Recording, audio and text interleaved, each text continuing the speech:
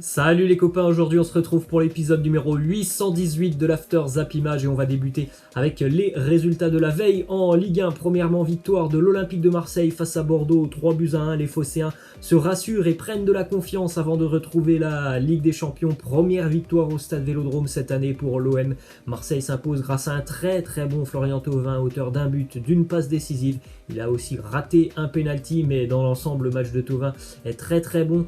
Gros match aussi pour Jordan Amavi, omniprésent défensivement et offensivement. Il est récompensé par un but sur ce match. Et le troisième but est l'œuvre d'un CSC du défenseur Otavio. C'est Josh Maja qui a réduit la marque pour les Girondins de Bordeaux. Une prestation convaincante pour l'Olympique de Marseille et une prestation aussi convaincante pour Michael Cuisance. C'était son premier match avec l'OM. Juste après le match, il a tweeté « Heureux et fier pour cette première avec l'OM. Une très bonne victoire et maintenant focus sur mercredi, la Ligue des Champions et le déplacement du côté de la Grèce pour affronter l'Olympiakos. » Les supporters marseillais, eux aussi, ont été très contents de voir Michael Cuisance sur le terrain. Il a fait un match vraiment satisfaisant. Ensuite, une statistique qui concerne le penalty raté par Florian Thauvin. Il est raté, mais il est aussi arrêté par Benoît Costil. Regardez cette stat sur Benoît Costil, qui est le gardien qui a arrêté le plus de penalty dans les 5 grands championnats depuis la saison 2011-2012.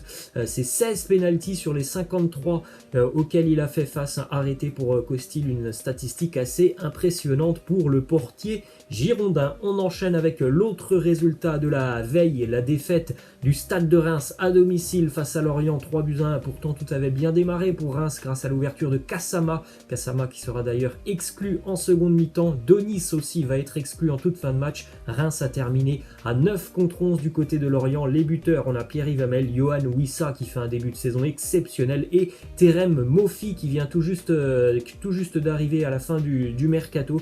Victoire importante pour Lorient dans la course au maintien. Pour Reims, évidemment, le début de saison est cauchemardesque. Seulement 2 points pris après 7 matchs de Ligue 1 pour les hommes de David Guillon. Jamais le Stade de Reims n'avait eu un total aussi faible après 7 matchs de Ligue 1. Et la petite statistique qui ne rassure pas les Rémois, 8 des 10 équipes qui ont affiché ce total de 2 points après 7 matchs sont descendues en Ligue 2. On enchaîne avec cette confirmation du côté du Paris Saint-Germain. D'après le quotidien L'équipe, Leandro Paredes est indisponible pour le match de mardi face à Manchester en Ligue des Champions. Il est victime d'une lésion au niveau de la cuisse droite. On poursuit avec quelques résultats un petit peu surprenants ce samedi en Europe. Il faut rappeler que c'était le retour du football en club quelques jours après les derniers matchs internationaux et quelques jours avant les premières journées de Ligue des Champions. Donc il y avait des joueurs qui étaient en difficulté physiquement. Ça s'est vu un petit peu partout avec notamment la défaite du Real, la défaite du Barça. À noter aussi la défaite de Séville, le match nul de la Juventus, la défaite de la Lazio et Chelsea-Southampton. Ça se termine sur un 3-partout. Évidemment, les organismes sont mis à rude épreuve en ce début d'année en enchaînant les matchs quasiment tous les 3 jours, voire moins pour certains joueurs. Ensuite, on a une déclaration de Ronald Koeman qui nous dit « Recruter Memphis au mois de janvier est une possibilité. J'aimerais l'avoir ici, mais je ne peux pas savoir quelle sera la situation financière du club cet hiver. » Alors le Barça a toujours les mêmes objectifs pour le mercato hivernal, à savoir Depay et Wijnaldum principalement, et puis aussi Eric Garcia. Mais si rien ne change dans la situation financière, et bien ça sera toujours la même donnée pour le Barça. Ça sera compliqué de recruter. On enchaîne avec justement le résultat du Barça qui a été défait hier dans la banlieue de Madrid face à Retafe, 1-0, but de Mata sur penalty. Une prestation très décevante du Barça qui n'a pas été bon hier. Alors oui, l'arbitre n'a pas été bon, mais il faut aussi se dire que le Barça n'a pas été bon, Griezmann n'a pas été bon, Dembélé a tenté, il n'a que très peu réussi, et Messi, à part une frappe sur le poteau, ça a été très limite hier pour les Barcelonais qui n'aiment pas beaucoup affronter ce style d'équipe comme Retafe qui est très bien organisé. organisé. Tactiquement, petite info sur ce match, hein, Retafe c'est quand même 4 tirs cadrés, le Barça simplement 1 tir cadré. Hier, on a 2 déclarations de Ronald Koeman. La première, il nous dit il y a eu beaucoup de fautes et nous n'avons pas pu entrer dans un rythme sur ce match. Alors il ne faut pas être surpris d'avoir des fautes lorsque tu joues face à Retafe. C'est une équipe qui, avec ses moyens, fait un petit peu le même genre de choses que peut faire l'Atlético Madrid. C'est une défense très très bien structurée, il y a des fautes.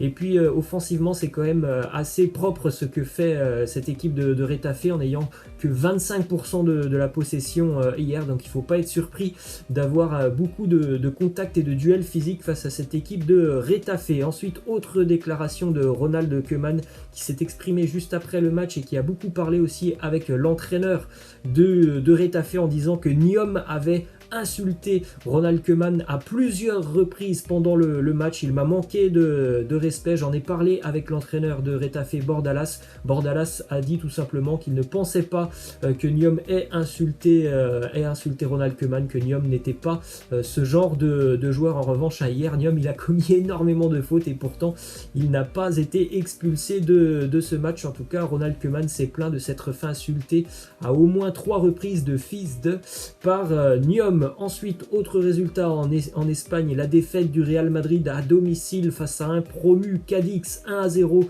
pour Cadix. Regardez la une du quotidien, Marca, le Real Madrid paye son manque d'envie et il y avait une très très belle équipe alignée par Zinedine Zidane, mais toujours le même problème qu'on vient d'évoquer il y a quelques minutes, des joueurs internationaux qui ont beaucoup joué depuis le début d'année. Hier, physiquement, les Madrilènes étaient un petit peu légers pour affronter cette équipe de Cadix qui vient d'enchaîner une 3e victoire consécutive à l'extérieur sans le moindre but encaissé. Et hier, c'est pas un vol du tout, hein. Pour ceux qui ont vu le match, Cadix mérite amplement sa victoire du côté de Madrid et au-delà de ça, Cadix aurait même pu s'imposer plus largement. Zidane l'a confirmé à la mi-temps. Si Cadix avait pu mener 2 ou 3-0, ça aurait été totalement mérité pour les jeunes joueurs de Cadix, avec notamment un très très bon Alvaro Negredo en attaque à l'âge de 35 ans. Il a été très très bon et a bien gêné la défense du Real Madrid. La conférence de presse de Zinedine Zidane qui a été très très déçu de l'attitude de son équipe qui était apathique, tout simplement. Pas beaucoup d'envie du côté du Real, pour ne pas dire pas d'envie du tout. Une défaite surprenante, la Ligue des Champions et le Classico à venir avec des gros points d'interrogation. Le problème de fatigue, on vient d'en parler, et aussi Sergio Ramos qui sort sur blessure. Zidane a dit qu'il allait passer des examens complémentaires aujourd'hui, douleur au niveau du genou pour Sergio Ramos. En tout cas, un samedi noir pour le Real Madrid avec une prestation très très faible. Autre résultat en Espagne, il y a une équipe qui ne s'est pas fait surprendre après le retour donc des internationaux. C'est l'Atlético qui s'impose 2-0 du côté de Vigo grâce à un but de Luis Suarez et un but de Yannick Carrasco. Le but de Suarez est le 150e but de sa carrière en Liga en seulement 195 matchs joués. Seul Cristiano Ronaldo a été le plus rapide à atteindre ce nombre de buts. Cristiano, c'était 150 buts marqués en Liga pour seulement 140 matchs joués. Direction l'Angleterre maintenant, il y avait de belles affiches hier et notamment la victoire de Manchester City qui se rassure après quelques contre-performances en Première Ligue. Les Citizens s'imposent 1-0 face à Arsenal grâce à un but de Raheem Sterling. À noter que Kevin De Bruyne n'était pas là pour City. Autre résultat hier, Chelsea, Southampton 3-2 et les Blues peuvent s'en vouloir. Ils ont mené une grande partie de ce match. Ils concèdent l'égalisation à la 92e minute. À noter un doublé pour Timo Werner qui a beaucoup pris la profondeur. C'est ce qu'on attend de lui du côté de Chelsea et ça lui permet grâce à sa vitesse évidemment de marquer un doublé. Un but aussi pour Kai Havertz, une prestation offensive plutôt sympa de la part des Blues de Chelsea, mais par contre défensivement c'est vraiment catastrophique. Défensivement ce que nous fait et ce que nous propose Chelsea. Kepa Arrizabalaga, on n'en parle pas, mais encore une fois hier il fait une énorme erreur. C'est une nouvelle bourde après celle face à Liverpool il y a quelques semaines. C'est un joueur qui est vraiment en très très grande difficulté, qui au niveau de la confiance est au plus bas je pense. Alors certes hier il n'est pas aidé par sa défense, mais il fait quand même une erreur qui coûte des points évidemment aux Blues de Chelsea. Autre résultat hier, le derby de la Mersey Everton-Liverpool, ça se termine sur un 2 partout du côté de Liverpool. Les buteurs Sadio Mané, Mohamed Salah du côté d'Everton, Michael Keane sur un corner et Dominic Calvert-Lewin. Regardez le but de Calvert-Lewin, c'est le but que vous voyez sur cette image, une détente phénoménale pour l'attaquant anglais. On a l'impression de voir Cristiano Ronaldo. Regardez à la hauteur à laquelle saute Dominic Calvert-Lewin. À noter que Richarlison a été expulsé en toute fin de match pour un vilain tacle sur Thiago Alcantara.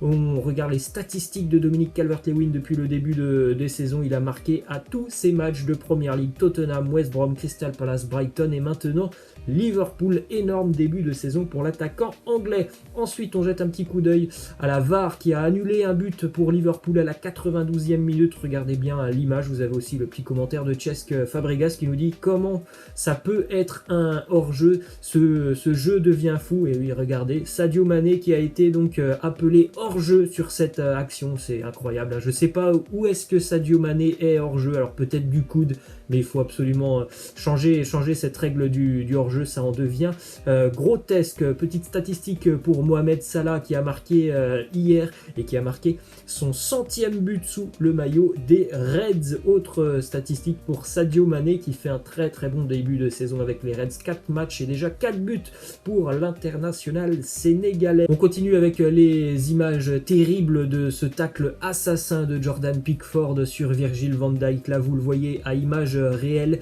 Il vient le prendre tout simplement et le faucher, les deux jambes de Pickford qui viennent cisailler la jambe qui est au sol de Virgil van Dijk. Vous allez peut-être mieux le voir sous cette image. Il faut savoir que c'est un tacle qui intervient après un hors-jeu, qui est un hors-jeu qui a été annoncé par la VAR. Donc c'est pour ça à l'heure actuelle que Pickford n'a pas été expulsé. En tout cas, ce sont de terribles images et surtout de terribles images pour Virgil van Dijk. Juste après le match, vous le voyez avec ses béquilles et d'après des sources en Angleterre, malheureusement pour Virgil van Dijk, ce qui n'est pas surprenant par rapport aux images, ça serait les ligaments croisés et ça serait quasiment déjà la fin de saison pour le défenseur de Liverpool. Donc une très mauvaise nouvelle. On attendra évidemment la confirmation de la part des Reds de Liverpool, mais ça ne sent pas très bon pour Virgil van Dijk. On prend la direction de l'Allemagne maintenant avec la victoire du Bayern Munich 4-1 du côté de Bielefeld. À noter un doublé pour Robert Lewandowski et un doublé aussi pour Thomas Müller. On enchaîne avec les résultats du multiplex en Allemagne. Victoire du Borussia Dortmund du côté d'Offenheim 1-0. Victoire aussi pour le Bayer Leverkusen, la première de l'année du côté de Mayence 1-0. Victoire de Leipzig à Augsbourg 2-0. Et on va terminer notre tour d'Europe en Italie avec la victoire du Napoli face à l'Atalanta. Encore une fois, une pluie de buts dans un match de l'Atalanta.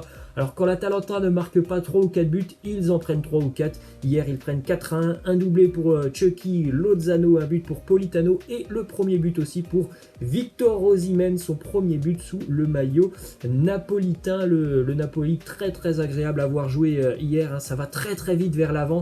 Et on sait qu'au niveau de l'organisation tactique, l'Atalanta, eh bien, lorsque ça va vite vers l'avant, peut se retrouver souvent avec des 1 contre 1 à jouer en défense. Donc c'est ce qui s'est passé hier pour les Napolitains qui se projettent très rapidement vers l'attaque. Résultat hier aussi pour la Juve qui s'est déplacée avec un groupe fortement amoindri, beaucoup de turnover. Eh bien ça n'a pas suffi pour la Juventus pour s'imposer sur le terrain de Crotone 1-1 avec le but pour Alvaro Morata.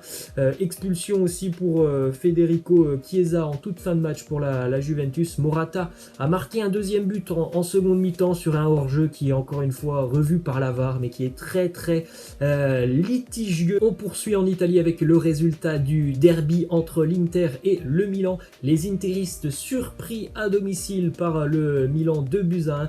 Doublé pour Zlatan Ibrahimovic pour son retour, il a déjà frappé fort. C'est Romelu Lukaku évidemment qui a marqué du côté de l'Inter. Un match très solide de la part du Milan qui a fait de très bonnes 20 premières minutes de jeu et puis après l'Inter a quand même pris le dessus et le Milan n'a fait que défendre au final sur ce match, mais ça montre que ce groupe est solidaire. C'était une victoire compliquée pour les Milanais, mais une victoire qui fait du bien. Milan est leader de Serie A avec 4 matchs et 4 succès d'ailleurs statistiques sur ce Milan qui n'a plus perdu un match depuis 24 matchs maintenant et qui compte désormais 13 victoires consécutives. Et on va terminer avec le résultat du Old Firm en Écosse, toujours un match un peu particulier. Le Celtic recevait les Rangers hier et une fois n'est pas coutume, ce sont les Rangers de Steven Gerrard qui viennent prendre 3 points du côté du Celtic Park. C'est assez rare depuis quelques années de voir les Rangers s'imposer sur ce match face au Celtic. Voilà les amis, c'est la fin de cet After Zap Image. J'espère que ça vous aura plu. N'hésitez pas à lâcher un petit pouce bleu si ça vous a plu. Moi, je vous laisse et je vous dis à la prochaine. Ciao.